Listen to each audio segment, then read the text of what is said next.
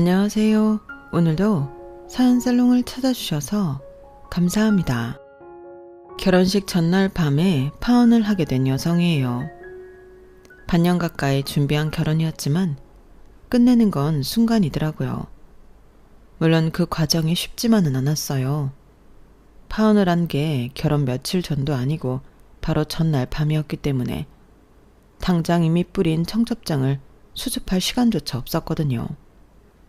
게다가 파혼 당일엔 저도 경황이 없어서 지인분들께 전화를 돌릴 생각조차 못했어요. 그럴 정신이 있었다면 제가 받은 충격이 그만큼 덜했다는 걸 테죠. 전 그날 제 인생이 이렇게 끝장나는 줄 알았을 정도로 충격이 어마어마했거든요. 다행히 동생 내외가 저 대신 나서서 도와준 덕분에 급한 불은 끌 수 있었지만 미처 연락을 못 받고 당일 결혼식장까지 오신 분들한테는 제가 직접 사과 인사를 드렸어요.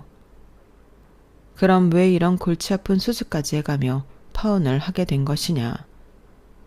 지금부터 황당하고 기가 막힌 제 파혼 스토리를 전해드리겠습니다. 저는 한국에서 중학교까지 다니다가 미국에서 유학 생활을 했어요.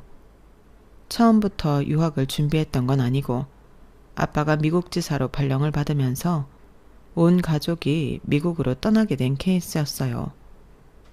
물론 한국에 있을 때도 어릴 때부터 영어 교육은 착실히 받고 있었어요. 저희 외할머니께서 교육열이 좀 남다른 분이시라서 저랑 여동생은 어릴 때 영어 유치원을 시작으로 영어 학원과 개인 튜터, 영어 캠프까지 엄청난 사교육비를 들여가며 영어 공부를 해야 했어요. 그 비용은 외할머니께서 대주셨고요. 물론 그로 인해 엄마와 외할머니가 자주 갈등은 빚었지만 언제나 승자는 외할머니였어요. 왜냐하면 저희 엄마가 외할머니께 지은 죄가 있었거든요. 무한 경쟁 시대에 가장 기본이 되는 건 영어다. 할미도 영어만 잘했다면 좁은 한국 땅에서 살진 않았을 거야. 내가 못 이룬 꿈, 내 딸이 이뤄주길 바라면서 내가 그렇게 네 엄마 영어 교육에 투자를 했던 건데 그놈의 남자가 웬수지. 엄마, 애들 앞에서 또 그 소리예요. 이제 그만할 때도 됐잖아요. 비록 미국 유학은 포기했어도 그이 만나 잘 살고 있는데 왜 자꾸 예전 얘기를 꺼내요? 내가 하도 속이 상해서 그런다. 유학 비자 다 받아놓고는 갑자기 애 생겼다고 유학 포기하고 결혼하겠다는데 난 정말이지 니들 엄마가 더 넓은 세계로 나가서 자기 능력 펼쳐가며 살길 바랐다. 한국 땅에서 여자라고 차별받지 않고 당당하게 자기 인생을 살라고 말이다. 그런데 네 아빠가 그런 내 꿈을 단숨에 밟아버렸지 않겠니? 내가 그때만 생각하면 아직도 속에서 천불이 난다, 천불이. 아무튼 니들 자매만큼은 네 엄마처럼 남자 때문에 자기 인생 희생하며 사는 짓은 안 했으면 한다. 외할머니의 이런 영어 교육열 덕분에 저랑 여동생은 미국 생활에 도움을 많이 받았어요. 일단 언어가 되니까 학교 생활에 무리가 없었어요. 수업을 듣거나 친구를 사귀는데 막힘이 없었으니까요. 그래도 저는 비교적 적응을 빨리 한 편이라서 미국에 온 지 반년도 안 돼서 어지간한 건 다 적응이 됐어요. 그런데 제 동생은 그렇지 않았던가 봐요. 내성적인 성격인 동생은 혼자 힘든 시간을 보내면서도 집에 와서는 내색을 하지 않았어요. 그게 더 상처를 굼게 만든 이유가 되었죠. 그러다 동생이 같은 학년 여학생들한테 괴롭힘을 당하고 있다는 걸 알게 된 건 저랑 친하게 지내던 대만 친구의 말 덕분이었어요. 자기네 여동생네 반에 한국 여자애가 있는데 같은 한국 여자애들한테 괴롭힘을 당하고 있다는 얘기였어요.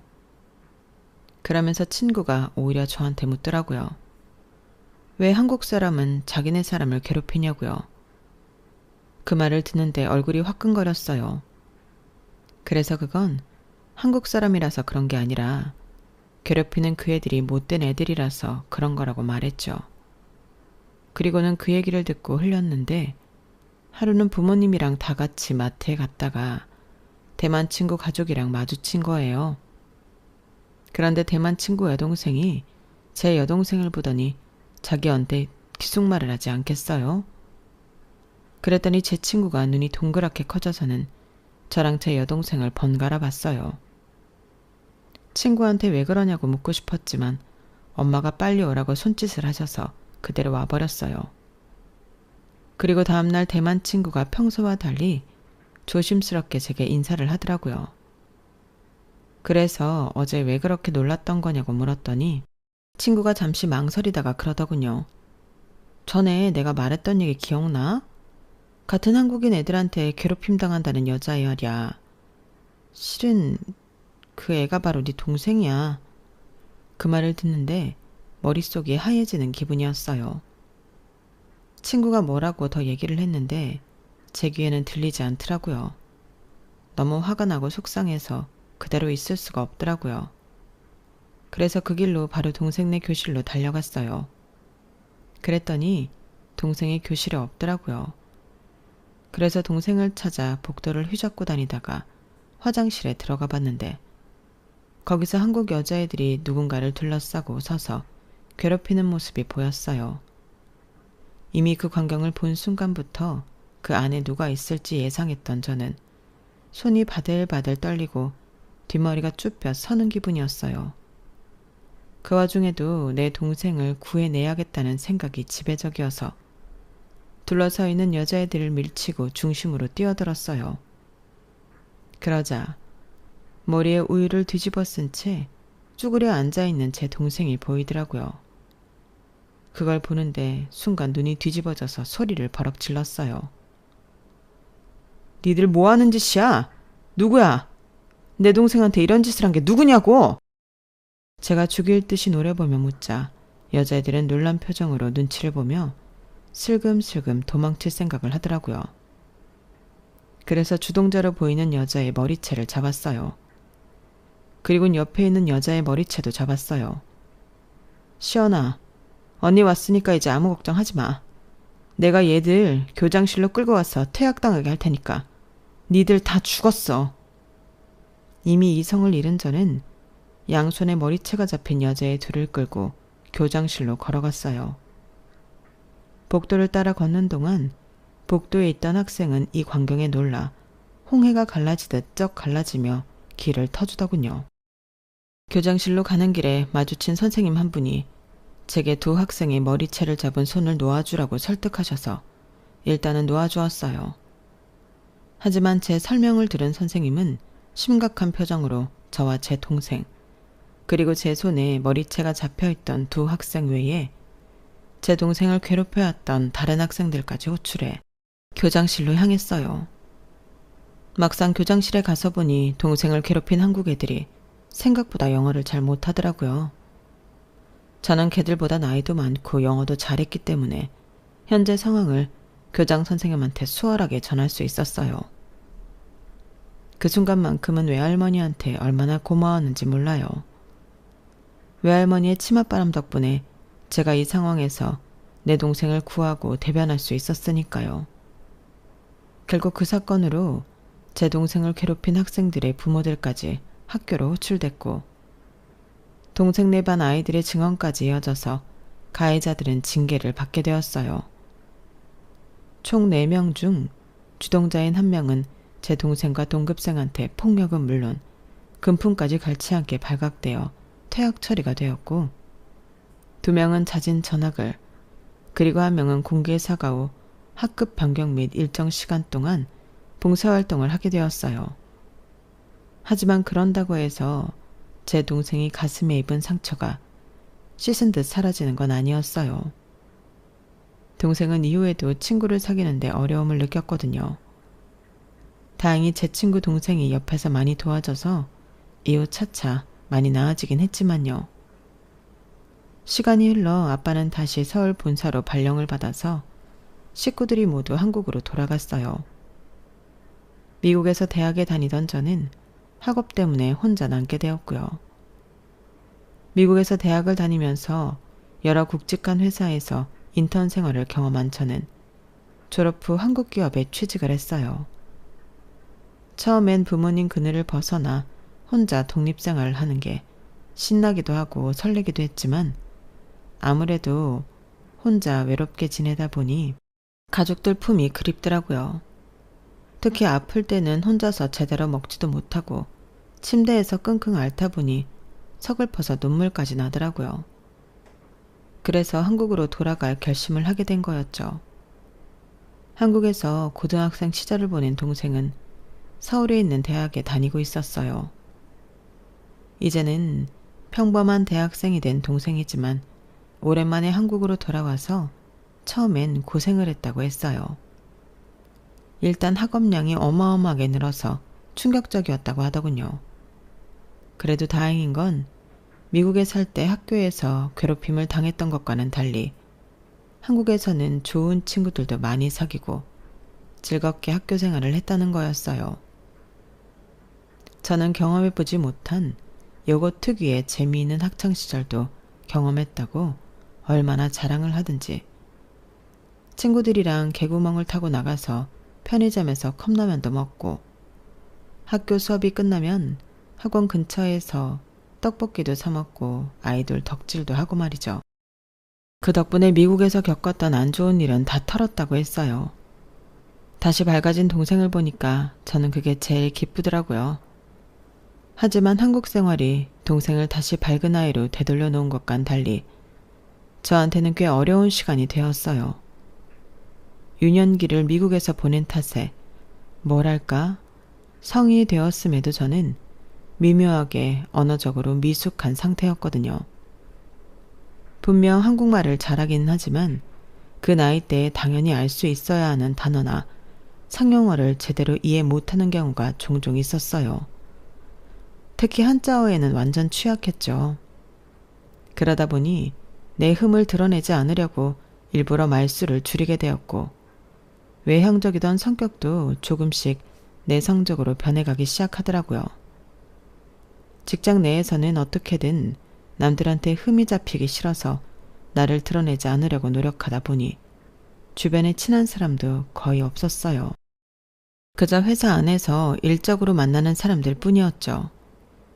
퇴근 후에 만나서 수다도 떨고 치맥도 하면서 직장 상사 뒷담화도 할 수 있는 친구가 하나라도 있었다면 그렇게 힘들고 외롭지는 않았을 거예요.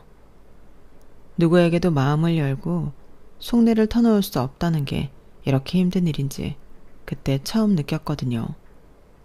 그렇다 보니 제가 의지할 수 있는 건 2살 어린 여동생 뿐이었어요. 여동생은 내 동생이기도 하지만 때로는 언니처럼 제 고민을 상담해 주었고 사람들 사이에서 어떻게 행동해야 하는지도 코치해주는 선생님 같았어요. 그런데 동생이 취업하고 1년도 안 돼서 같은 회사 동료와 연애를 시작하게 되자 저는 뒷전으로 밀리기 시작하더라고요. 시원아, 나 오늘 정시 퇴근할 수 있을 것 같은데 퇴근하고 만나서 치맥할까? 언니, 미안해서 어쩌지? 나 오늘 재성씨랑 데이트 있는데. 또? 어제도 재성씨 만났잖아. 아니, 회사에서도 매일 보는데 퇴근하고도 꼭 그렇게 같이 다녀야 해? 정말 남자친구 없는 나만 불쌍하지. 하루가 다르게 남자친구랑 어울리느라 저한테 소홀해지는 동생 때문에 애꿎은 동생 남자친구가 밉기까지 했어요. 그렇다고 동생 남자친구가 이상한 사람이냐? 그건 또 아니었어요. 제가 봐도 성실하고 성격도 좋고 무엇보다 제 동생한테 정말 잘했거든요. 가끔 2사람이 데이트하는데 껴서 같이 놀곤 했는데 그때 보면 2사람이 참 잘 어울린다는 생각이 절로 들곤 했어요. 마치 한 배에서 나고 자란 자매인 저보다도 동생 남자친구가 더 동생과 잘 통하는 것 같았거든요. 결혼을 한다면 저런 사람들끼리 해야 하는 게 아닐까 할 정도로 천생연분 그 자체였어요. 자기들도 이미 그걸 느끼고 있었는지 사귄 지 얼마 안 돼서부터 공동으로 결혼 자금을 모으기 시작했더라고요. 나중에 얘기를 들어보니 3년 안에 일정 금액을 만들어서 식을 올리기로 했다더군요. 그렇게 3년 뒤 동생은 예정대로 결혼식을 올렸어요. 연애 기간 동안 서로 양가 부모님과도 친하게 지냈던 터라 결혼을 반대하는 사람은 없었어요. 물론 친척들이 지나가는 말로 언니보다 동생이 먼저 결혼하는 거냐? 고 묻기는 했지만 그마저도 사실 문제는 아니었거든요. 결혼은 예전처럼 나이 순이 아니라 먼저 짝 찾아서 씩 올리는 게 순서인 시대니까요. 그렇게 동생이 시집을 가고 저는 그나마 있던 친구한테 버려진 기분으로 지내게 되었어요. 이젠 퇴근 후에 뭘 해야 할지도 모르겠고 주말엔 방구석에서 노트북을 끼고 미드를 볼 일 외에는 할 게 없는 인생이 된 거죠. 그러다 보니 일상이 지겹고 매일매일이 똑같이 느껴졌어요. 100세 인생이라는데 지금도 이렇게 지겨운 인생을 어떻게 100년이나 사나 하는 걱정까지 들 정도였어요. 그런데 그러던 차에 사무실에서 제 옆자리에 앉은 회사 동료가 그러더라고요. 주말에 할 일을 찾는다면 동호회 활동을 해보라고요.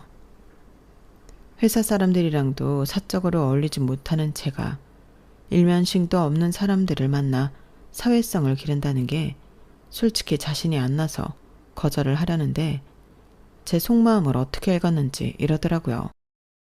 아무래도 지원 씨는 미국에서 자라서 외국인들이랑 어울리는 게 더 편하죠. 그럼 이 동호회는 어때요? 외국인들이 주로 모이는 동호회 같은데 주말에 국토 여행 다니는 동호회가 있더라고요. 거기서는 멤버 구성상 영어를 사용해야 한다니까 지원 씨한테는 딱이겠네요. 어때요? 관심 있어요? 어지간하면 거절을 하려고 했지만 솔직히 저한테 완전 딱인 동호회라서 그럴 수가 없었어요. 일단 동호회 이름만 알아두고는 집에 와서 본격적으로 서치를 해나갔어요. 보니까 회원의 80%가량이 외국인이더라고요. 아시아인도 좀 있지만 대다수는 아무래도 영미권 출신들이었어요. 대화를 주로 영어로 하기 때문에 그런 게 아닐까 싶더라고요. 그동안 활동한 사진을 보니 전국 곳곳을 두루 다니며 여행도 하고 캠핑도 하고 맛집 투어도 다닌 것 같았어요. 어디까지나 외국인의 시각으로 선정된 장소와 메뉴들이라 그런지 저도 생소한 한국의 모습이 많이 담겨 있더라고요. 그 점이 궁금하기도 하고 무료한 일상에서 탈출하고 싶은 마음에 바로 회원가입을 했어요. 동호회에 가입을 하고 2주 뒤 저는 첫 모임에 참석하게 됐어요. 장소는 이태원에 있는 펍이었는데 가서 보니 사람들도 좋고 대화 주제도 저와 잘 맞았어요. 영어로만 대화하는 것도 너무 오랜만이라서 기분이 묘하더라고요. 회원들 중에는 한국분도 있었는데 저처럼 외국에서 살다 온 사람들이 대부분이었어요. 한국말을 잘하는 분도 있고 너무 어릴 때 외국으로 이민을 가서 한국어를 못하는 분도 있었어요. 그런데 그중 한 분은 외국에서 산 적 없이 한국에서만 살아온 분도 있더라고요. 회원들은 그분을 준이라고 불렀어요. 이름이 외자인지 아니면 제일 끝자가 준인지는 잘 모르겠지만요. 외국에서 어학연수 한 번 안 하고 한국에서만 살았는데도 영어를 꽤 하더라고요. 물론 문법적으로는 어설픈 부분이 많지만 대화는 가능한 정도였어요. 성격이 사교적이라서 그런지 회원들과 무척 친해 보였어요. 노르웨이에서 온 친구 말에 따르면 회원들 중에 집을 구하거나 그 밖에 금융 관련 문제가 생겼을 때 준이 자기 일처럼 도와주곤 했다더군요. 비록 영어가 완벽하지는 않아도 어떻게든 도와주려고 하는 모습에 다들 마음을 열게 됐던 것 같았어요. 그런 얘기를 들으니 저 역시도 준이라는 분에 대해 좋은 인상을 가지게 되었어요. 동호회 회원들은 국적이 다양한 만큼 직업도 다양했어요. 초등학교 영어 원어민 선생님부터 모델, 대사관에서 근무하는 사람, 외국계 금융업에 종사하는 사람까지 분야별로 다 있더라고요. 저처럼 평범한 회사원도 있었고요. 그렇다 보니 여행을 갈 때 한 번에 다 같이 움직이는 게 힘들었어요. 각자의 스케줄이 있으니까요. 그래서 실제로 여행을 갈 때 보면 갈 때마다 매번 새로운 얼굴이 보였어요. 그런데 딱 한 사람만큼은 늘 항상 참여를 하더라고요. 바로 준이었어요. 저 역시 주말에 할 일도 없고 일단은 회원들과 빨리 친해지고 싶은 생각에 매주 참석을 했기 때문에 준과는 매번 모임 때마다 만나게 되었고 그렇다 보니 다른 회원들보다 금방 친해질 수 있었어요. 무엇보다 서로 한국말로 대화를 할 수 있어서 그랬는지도 모르겠네요. 아무래도 영어가 능숙하지 못한 준은 자신이 알아듣지 못하는 대화 내용을 제게 물어가며 대화에 참여했거든요. 지원 씨 덕분에 요즘 동호회 나올 맛이 나요. 사실 그동안 언어적 문제 때문에 동호회 활동을 계속해도 되나 고민이었거든요. 사람들이 좋아서 나오긴 했지만 일단은 대화가 통하는 게 먼저니까요. 그런데 지원 씨가 중간에서 통역도 해주고 하니까 얼마나 고마운지 몰라요. 에이, 준희 씨가 그만두면 안 되죠. 다들 준희 씨한테 얼마나 고마워하는데요. 지난번에 TJ 보험 문제도 준희 씨가 도와줬다면서요. 남의 일에 그렇게 발벗고 나서기 쉽지 않은데 정말 대단해요. 그런데 준희 씨는 무슨 일을 하세요? 다들 준희 씨 도움을 받으면서도 정작 직업은 모르더라고요. 지원 씨가 보기엔 내가 뭐 하는 사람 같아요? 글쎄요. 부동산 쪽도 잘 알고 보험 관련 쪽도 밝은 걸 봐선 그쪽 일을 하는 게 아닐까 했는데 매번 모임 올 때마다 비싼 수입차를 타고 오는 걸 보면 사업을 하는 분이 아닐까 생각해요. 제 대답에 준은 그저 웃기만 했어요.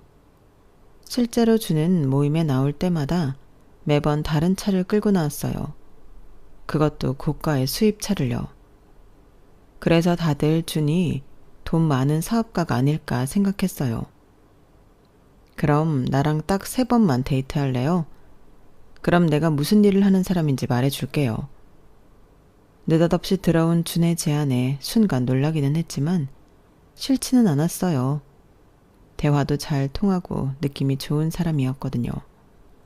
그래서 준의 제안을 받아들이기로 했어요. 그렇게 성사된 첫 번째 데이트 날. 막 집을 나서려는데 오랜만에 데이트에 가슴이 설렜어요. 마지막 연애를 했던 게 미국에 있을 때였기 때문에 벌써 4년이 넘은 시점이었거든요. 연애 세포가 사라져버린 게 아닌가 할 정도로 도통 이성에 관심이 생기지 않았는데 이제야 비로소 죽지 않고 남아있던 연애 세포가 팡팡 튀는 기분이었어요. 그렇게 들뜬 마음으로 대문을 나섰는데 저희 집 앞에 스포츠카가 한 대 서 있더라고요. 뭐야, 남의 집 대문 앞에 차를 세워두면 어떡해? 순간 기분이 확 상한 저는 입을 삐죽대고 있었는데 그때 운전석에서 준이 내리지 뭐예요. 지원씨, 타요. 어머, 이거 준희 씨 차였어요? 난 그런 줄도 모르고 약간 얼떨떨한 기분으로 차에 올랐는데 차 내부가 정말 멋있더라고요.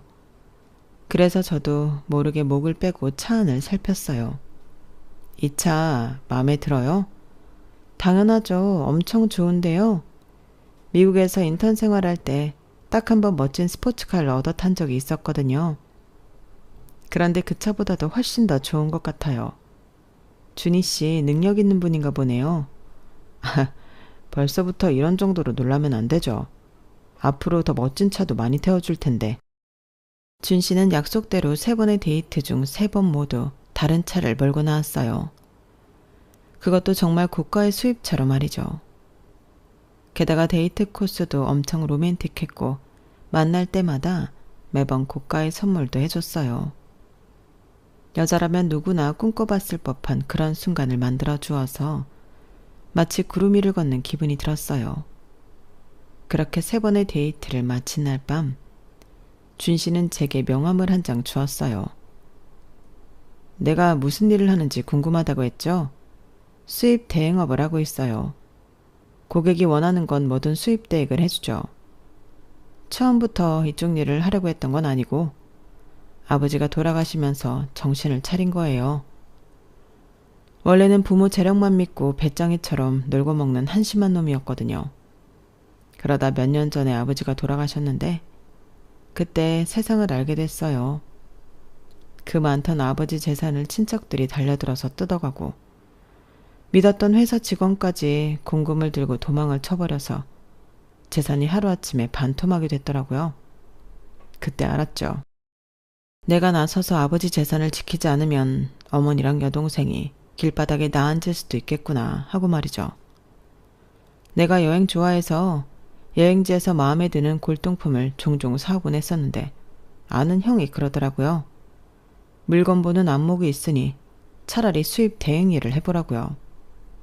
우리나라에 정식으로 수입되지 않는 물건 중에 좋은 게 참 많잖아요. 그래서 처음엔 가구랑 그릇, 주방용품 같은 걸 수입해서 판매했는데 고객들 반응이 꽤 좋았어요. 그렇게 품목을 넓혀가다 보니 지금은 이런 차도 수입을 하게 됐고요. 어때요? 이제 나에 대한 궁금증이 좀 풀렸어요? 본인 말로는 자신이 배짱이 같은 사람이었다고 하지만 제가 보기엔 잠재적인 능력을 가진 사람처럼 느껴졌어요. 지금 생각해보면 그때는 이 남자한테 홀딱 빠져있던 때였기 때문에 뭘 해도 좋게만 보였을 것 같지만요. 그렇게 3번의 데이트를 마치고 준 씨는 제게 본격적으로 사귀어보자고 얘기를 했고 저도 흔쾌히 승낙을 했어요. 이제는 동호회 활동이 좋아서 나간다기보다는 준을 보기 위해 동호회에 나가는 상황이 되어버렸죠. 물론 동호회 회원들한테는 비밀로 하고 말이죠. 그런데 왜 그런 말이 있잖아요. 사람이 숨길 수 없는 2가지가 있는데 그중 하나가 재채기고 나머지 하나가 사랑에 빠진 눈빛이라고요. 아마도 저 역시 그랬던 것 같아요. 동호회에 가끔 나오는 회원 중에 알루라는 친구가 있는데 하루는 제게 그러더라고요. 지원, 혹시 준한테 마음이 있어? 그런 거라면 안 그랬으면 좋겠는데. 왜, 알루는 준이 싫어? 싫은 건 아닌데 좀 걸리는 게 있어서. 실은 전에 동호회에 나오던 사람들 중에 갑자기 동호회를 나간 사람들이 있거든. 한 3명쯤 될 거야. 다들 2-3번 나오고 안 나온 거라서 사람들은 잘 기억 못하겠지만 말이야. 그 사람들이 동호회 그만둔 거랑 준이 무슨 상관인데? 그게 말이야. 다들 준이랑 가까워지면서 그만둔 거거든. 그들 중 2명은 나랑 얘기도 많이 했던 사람들이라서 준이랑 따로 만난 얘기도 들은 적 있어. 확실한 거는 아니지만 동호회 그만둔 건 준 때문이 아닐까 생각해. 물론 사람들은 다들 준이 좋은 사람이라고 그러는데 이상하게 나는 준이 사기꾼인 것 같아. 그때는 알루의 말에 믿음이 안 갔어요. 알루는 사람들과 거리를 두는 스타일로 뭔가 음침한 구석이 있는 친구였거든요. 거기다 매사에 비관적이고 삐딱한 시선을 보여서 같이 있으면 괜히 답답하고 불편한 사람이라 더더욱 그 말에 믿음이 안 갔던 것 같아요. 그런 알루의 충고에도 불구하고 저는 준과 점점 더 가까워졌어요. 사귄 지 몇 개월 안 돼서 부모님께 소개드릴 정도로요. 준은 처음 우리 집에 인사를 드리러 온 날 아빠한테 특별히 수입한 고가의 시가를 선물했어요. 저희 아빠가 취미 삼아 시가를 모으신다는 얘기를 했었는데 그걸 기억하고 준비한 선물이었죠. 그리고 엄마한테는 찻잔 세트를 선물했는데 아직 한국에는 수입이 안 된 북유럽 제품이었어요. 디자인이 심플하면서도 세련돼서 엄마가 무척 좋아하시더라고요. 선물 하나로 저희 부모님의 마음을 단번에 사로잡은 준은 그 후로도 저희 집에 종종 찾아왔어요. 제가 초대한 적도 있지만 엄마나 아빠가 초대한 적도 있을 정도로 우리 부모님과 금세 가까워졌죠. 하지만 이상하게도 동생 내외와는 좀처럼 거리감이 좁혀지지 않더라고요. 일단 제 동생이 준을 그리 좋아하지 않았어요. 언니, 설마 준희 씨랑 결혼까지 할 생각은 아닌 거지? 그건 왜? 난 이상하게 그 사람이 꼭 사기꾼 같아. 딱히 이유는 없는데 볼 때마다 불편하고 뭔가 숨기는 게 많은 것 같거든. 시연아, 넌 내가 세상에서 가장 아끼는 동생이지만 그렇다고 해서 내가 사랑하는 사람에 대해 함부로 말하는 것까지 받아줄 수는 없어. 확실한 증거도 없이 무턱대고 사람을 사기꾼 취급을 하면 어떡하니? 너 그렇게 안 봤는데 정말 실망이다. 앞으로는 내 앞에서 준희 씨에 대해 함부로 말하지 않았으면 좋겠어. 다른 사람이 뭐라고 하든 그건 상관이 없었지만 이상하게 내 동생이 준에 대해 함부로 말하는 건 듣기 힘들더라고요. 아마도 둘 다 내가 아끼고 사랑하는 사람들이어서 그랬던 것 같아요. 그날 이후 동생은 제 앞에서 준에 대해 안 좋은 소리를 하는 일은 없었어요. 그렇다고 호감을 보이는 것도 아니었지만요. 딱 선을 그어놓고 의례적인 친절만 베푸는 느낌이었어요. 그러던 어느 날이었어요.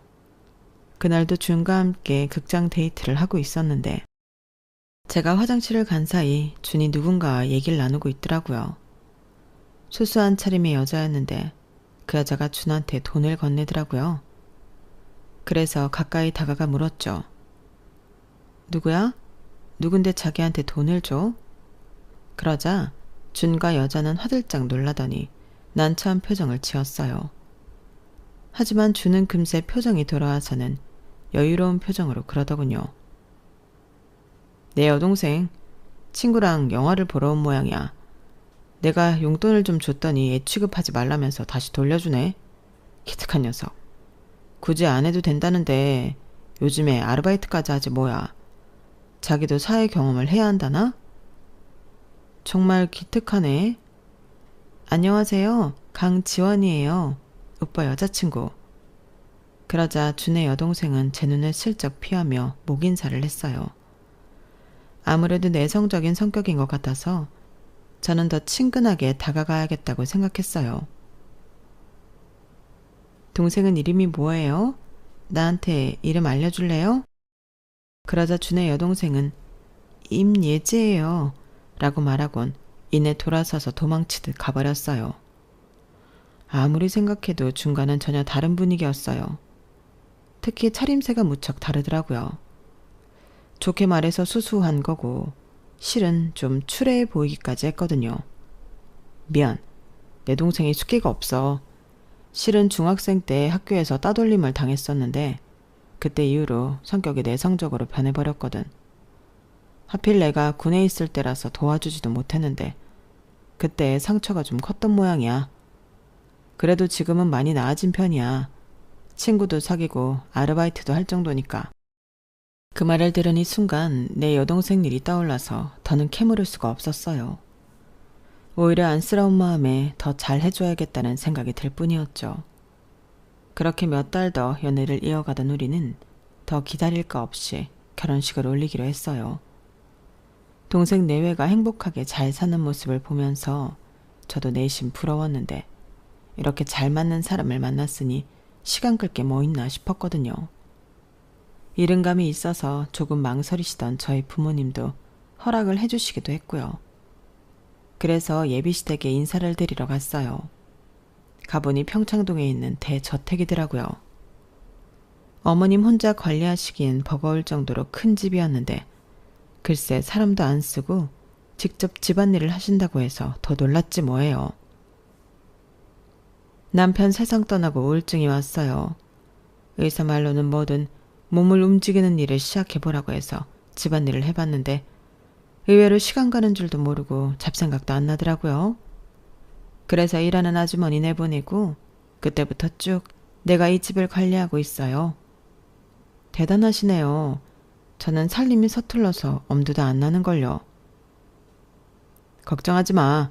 내가 지원이 넌 손에 물 안 묻히고 살게 할 테니까. 그러니까 엄마도 지원이한테 집안일 시키면 안 돼요. 오냐, 절대 안 그럴 테니까 아무 걱정 마라. 화기애애한 분위기 속에서 인사를 마치고 집을 나왔어요. 그날도 여동생은 꿀먹은 벙어리처럼 입을 꾹 다문 채 불편한 기색으로 자리에 앉아있기만 했는데 그게 내심 마음에 걸리더라고요. 아무래도 예지씨가 나 안 좋아하는 것 같아. 대동생? 에이, 그건 아니야. 지난번에 자기 만나보고는 마음에 든다고 그러던걸? 정말? 그런데 왜 나랑 눈도 안 마주치려고 그러지? 난 또 내가 마음에 안 들어서 그러나 했는데. 예지한테는 시간이 필요할 거야. 사람과 가까워지는 속도가 일반인에 비해 서너 배는 길게 드는 아이니까. 그래도 자기한테 싫은 기색은 안 보이는 거 봐. 확실히 자기를 좋아한다니까? 좋은 게 좋은 거라고. 그때는 준의 말을 그대로 믿고 싶었어요. 결혼이 한 달도 안 남은 시점인데 괜히 안 좋은 쪽으로 생각해 봐야 기분만 상할 뿐이니까요. 신혼집은 준이 마포에 있는 아파트로 장만했고 저는 그 집에 혼수를 채우는 걸로 결혼 준비를 마쳤어요. 어른들께는 종이 청첩장을 직접 전해드렸고 친구들과 회사 동료들, 동호회 사람들한테는 모바일 청첩장을 돌렸어요. 모바일 청첩장에는 웨딩 촬영 때 따로 찍은 사진도 몇 장 넣었는데 다들 사진이 잘 나왔다고 칭찬이 자자하더라고요. 그렇게 결혼식 전날이 되었어요. 다음 날 아침 일찍부터 움직여야 해서 일찍 자려고 침대에 누웠는데 모르는 번호로 전화가 왔더라고요.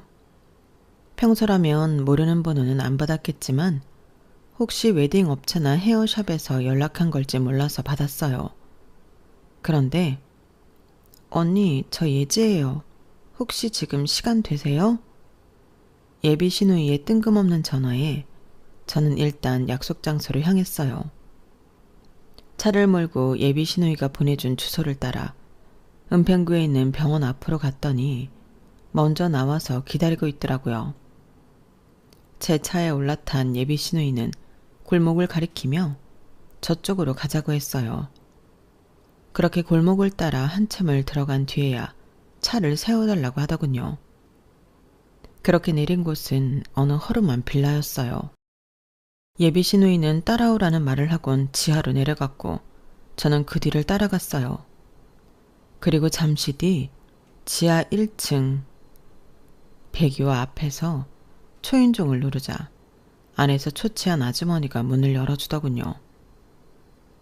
이분은 누구셔? 그러자 예비 신우이는 제 손을 잡고 안으로 데리고 들어갔어요. 집안 가득 곰팡이 냄새가 풍기는 그 집은 딱 봐도 엄청 좁아 보였어요. 현관 근처에 작은 방이 하나 있고 좁은 통로처럼 되어 있는 주방을 지나면 방이 하나 나오는 구조였어요. 아주머니는 그 방에 자리를 잡고 있더군요. 제 방 침대 하나조차 놓기 힘들 정도로 좁은 방에는 오랜 세월 쌓아온 흔적이 쌓여 있었어요. 도대체 왜 결혼식 전날에 이런 데로 나를 데려온 건가 의아하기만 했는데 그때 예비 신우이가 그러더군요. 혹시 이 여자 누군지 아시겠어요? 아줌마. 우리 외할머니 댁에서 일하시던 분 맞죠? 그랬더니 아주머니는 고개를 끄덕였어요. 그러자 예비 신우이가 낮은 한숨을 쉬고는 말을 이어갔어요. 이분이 진짜 우리 엄마예요. 언니가 전에 봤던 그 여자는 오빠가 돈 주고 부른 배우였고요. 상견례 때도 그랬고 내일 결혼식에도 오빠는 그 배우를 불러서 엄마인 척 할 거예요. 왜인지 아세요? 우리 엄마가 결혼식장에 가면 언니네 엄마도 그렇고 언니네 외할머니도 단번에 알아볼 테니까요. 우리 오빠 언니 속여서 사기 결혼할 생각이에요. 언니네 집에 돈 많은 거 알고 그거 빼내려고 사기치는 거라고요. 그러니까 이 결혼하지 마세요. 안 그럼 오빠가 우리 집 보증금까지 빼갈 거란 말이에요. 준의 여동생 말로는 지난번에 제가 찾아갔던 집도 에어비앤비에서 빌린 집이었고 엄마라고 했던 여자도 일당을 받고 온 배우라고 했어요. 그동안 저를 만날 때 타고 왔던 수입차들은 수입차 딜러를 하는 친구한테서 빌려온 것도 있고 자신이 양다리를 걸치던 여자들 차를 가져온 것도 있다고 하더군요. 거기다 더 기가 막히는 건 그동안 저를 만날 때마다 썼던 돈이며 우리 부모님께 했던 선물이며 전부 자기 엄마 돈을 훔쳐다가 써왔던 거라고 했어요. 그날 극장에서 우연히 마주친 것도 오빠가 돈 가지고 나오라고 불러서 간 거라고 그러더군요. 카드 정지됐다고 현금을 가져오라고 해서 갔던 건데 하필 언니한테 들키는 바람에 나도 오빠 사기에 동원된 거예요. 전 정말 그 인간이 죽이고 싶을 정도로 밉고 싫다고요. 신혼집 렌트한다고 엄마 수술비로 만들어 놓은데 적금까지 털어간 놈이라고요. 예비 시누이는 점점 믿기 힘든 말을 해댔어요. 제가 신혼집에 채워놓은 혼수도 이미 다 팔아치우고 대신 같은 디자인의 렌트 제품으로 대신 채워놓았다고 하더라고요. 순간 머리가 핑그르르 도는 것 같았어요. 순식간에 하늘이 무너지는 것 같았거든요. 당장 내일이 결혼식인데 내가 결혼하려는 남자가 사기꾼이라니 어디서부터 어떻게 처리를 해야 할지 모를 정도로 저는 패닉 상태에 빠져버렸어요. 그래서 일단 그 집을 나와 동생한테 전화를 했어요. 그리고는 전후 사정할 거 없이 횡설수설을 해댔죠. 그리고는 차 안에서 멍하게 앉아 있었는데 동생 내외가 택시를 타고 왔어요. 제가 앉아있던 운전석 문을 여는 동생을 보니 참았던 눈물이 한꺼번에 쏟아져 내렸어요. 그땐 창피한 것도 생각 않고 동생한테 안겨서 펑펑 울었지 뭐예요. 그날 동생 내외와 동생네 집으로 간 저는 일단 수습할 수 있는 것부터 수습을 하기 시작했어요. 동생은 부모님께 연락해 자초지종을 설명하고 지인분들한테 결혼식 취소 연락을 하시라고 했어요. 제부는 제부대로 업체에 연락해 예약 취소를 했고요. 정말이지 동생과 제부가 없었다면 엄두도 못 낼 일이었어요. 할 수 있는 대로 취소 연락을 했지만 연락이 닿지 않은 사람들도 있어서 동생과 제부는 다음날 예식장으로 나가 미처 취소 연락을 못 받고 오신 분들께 대신 사과 인사를 했어요.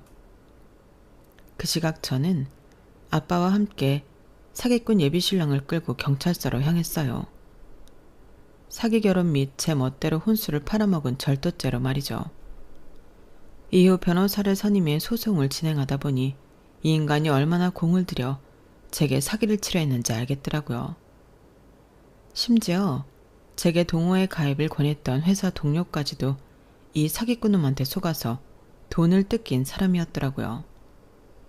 제 동료가 저 예전에 동호회에 나갔다가 그만뒀다는 사람 중 하나였거든요. 사기꾼놈한테 회사 내 불륜 사실을 들키는 바람에 저를 꼬시는데 동참을 하게 된 거였어요. 그 모든 사실을 알고 나니 세상이 무서울 정도였어요.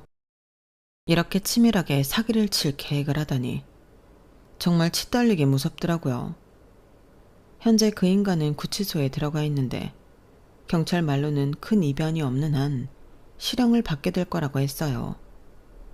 저는 이번 일로 회사를 그만두고 한동안 집에서 칩거 상태로 있었어요.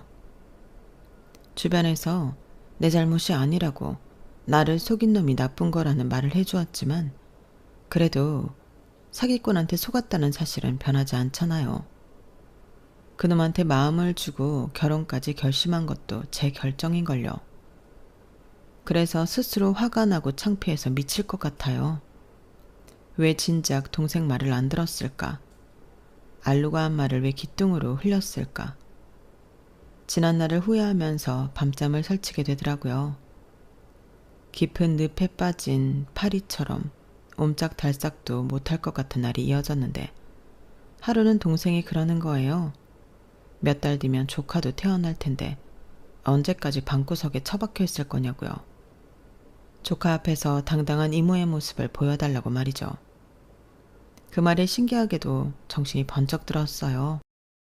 그래서 운동도 시작하고 얼마 뒤에는 재취업에도 성공했답니다. 그리고 마지막으로 그 일을 탈탈 털어버리기 위해서 이렇게 사연도 보내고 있고요. 한 번에 쉽게 털어버릴 수는 없겠지만 그래도 할 수 있는 모든 노력을 해볼 생각이에요. 똥 밟았다고 그 자리에 주저앉아 울면서 세월을 보낼 수는 없잖아요. 그래서 똥 묻은 신은 벗어 던지고 멋진 새 신을 사실 생각입니다. 그러다 보면 사기꾼 놈에게 떨어질 엄중한 법의 심판도 듣게 되겠죠. 지금까지 제 사연을 들어주셔서 감사합니다. 앞으로 더 잘 살라고 응원해 주세요. 여러분들의 매일도 항상 행복하시길 바랍니다. 여러분, 사연 댓글에 응원과 현명한 조언 부탁드려요. 좋아요와 구독은 저에게 큰 힘이 됩니다. 오늘도 좋은 일 가득하세요.